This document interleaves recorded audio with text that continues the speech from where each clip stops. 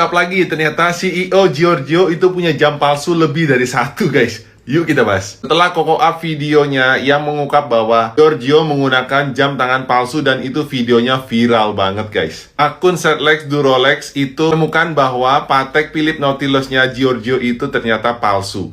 Tapi ternyata nggak sampai di situ saja. Akun yang sama dari akun Setlex Do Rolex juga menemukan bahwa jam tangan AP Royal Oak Skeleton yang dipakai oleh Giorgio, yang dalamnya warna rose gold yang ini, ternyata itu pun kemungkinan besar juga adalah jam palsu, guys. Dari akun tersebut juga menunjukkan ada kejanggalan dari geometri bentuk jam tangannya jika dibandingkan dengan yang asli. Kalian bisa lihat gambarnya di sini.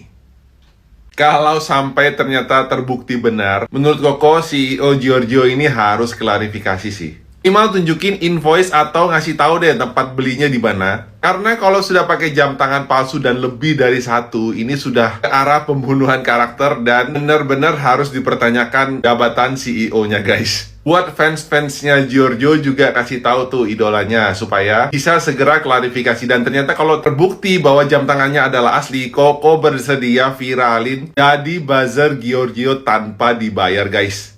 Makanya idolanya buruan kalau bisa segera klarifikasi daripada jadi bola liar ya. Gimana menurut kalian? Silahkan tulis di kolom komentar. Sekian dari Koko. See you on the next video.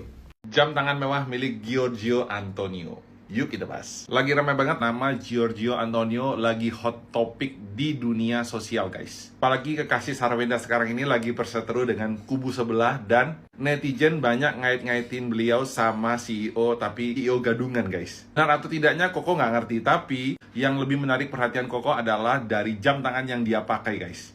Dan itu harganya semua nggak main-main. Langsung kita masuk yang pertama ya.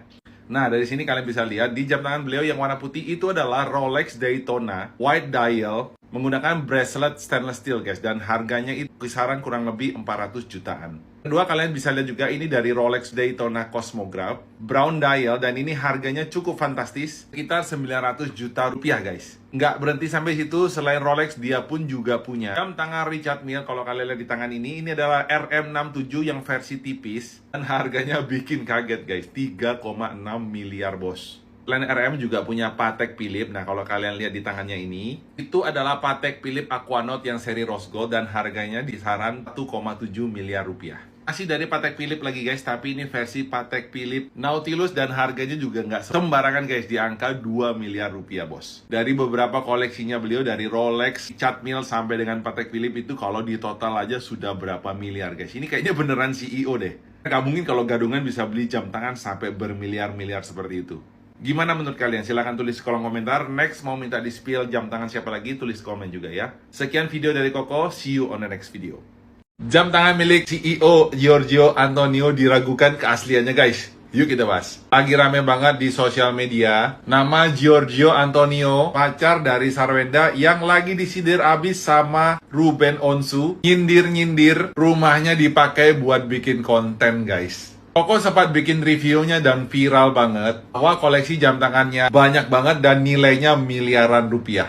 Tapi ternyata Koko nemu satu akun ngebusted jam tangannya Giorgio Antonio yang dipakai di tangannya ini. Itu Patek 5980 Nautilus yang harganya 2 miliar. Ternyata diragukan keasliannya, guys.